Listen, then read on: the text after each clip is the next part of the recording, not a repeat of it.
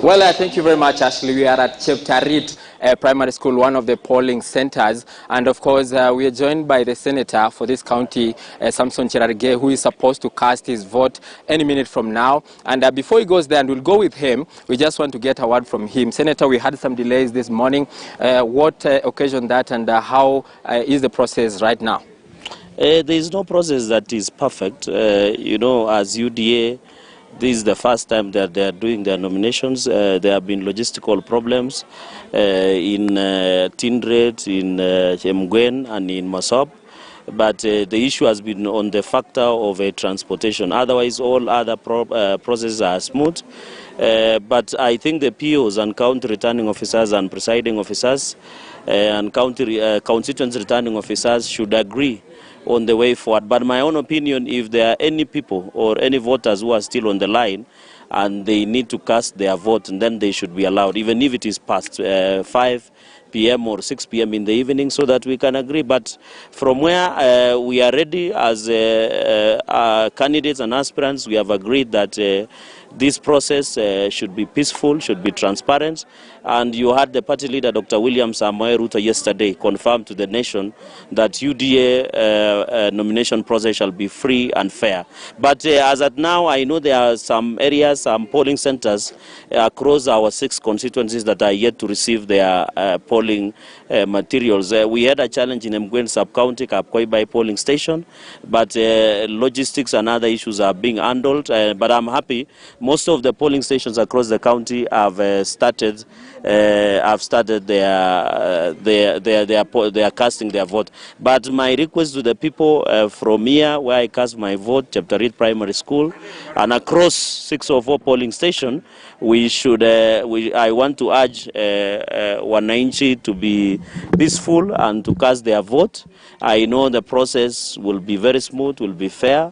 And I want to ask my colleagues, aspirants and candidates, that I think the campaigns were closed long time ago. And therefore, for me, as the sitting senator and incumbent, having worked on the track record for 5 years and having campaigned so hard and smartly, I believe the great people of Nandi humbly will allow me to continue doing the job I know best. Okay. And do you think that the process is as free and fair as it's supposed to be? Because we've seen some aspirants in Bomet saying that the process should be suspended. Is it okay here in Nandi? I can't independently verify what is happening in Bomet, but you know, we expect the National Elections Board led by Engineer Maura to communicate to the nation on the status of such Bomet. But here in Nandi, so far, all indications are pointing that the process will be free and fair. The only challenge we are facing in Nandi County is just logistical support. The issue of transportation, where polling station voting materials.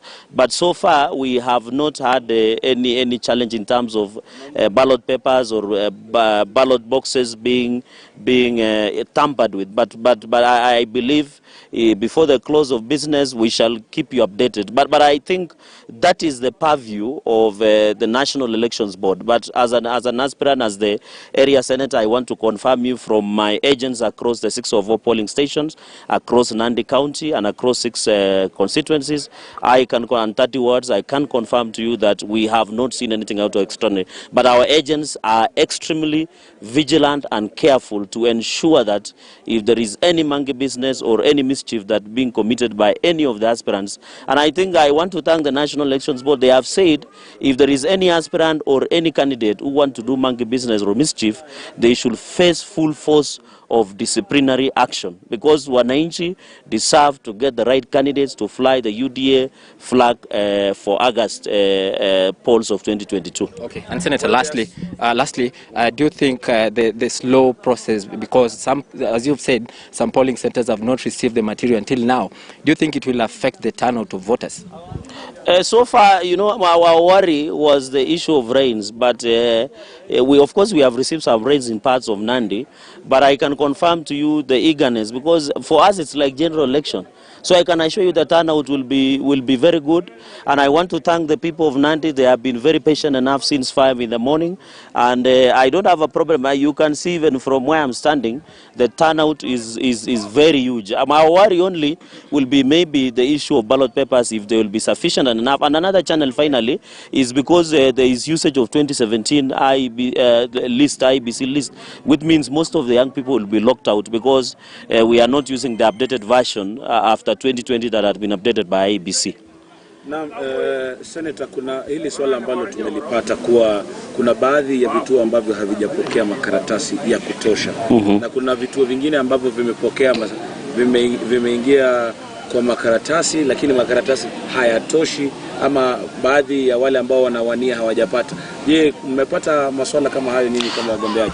Tumepata tetesi kuwa ballot papers zingine hazitoshi ama zingine hazijafika katika polling station.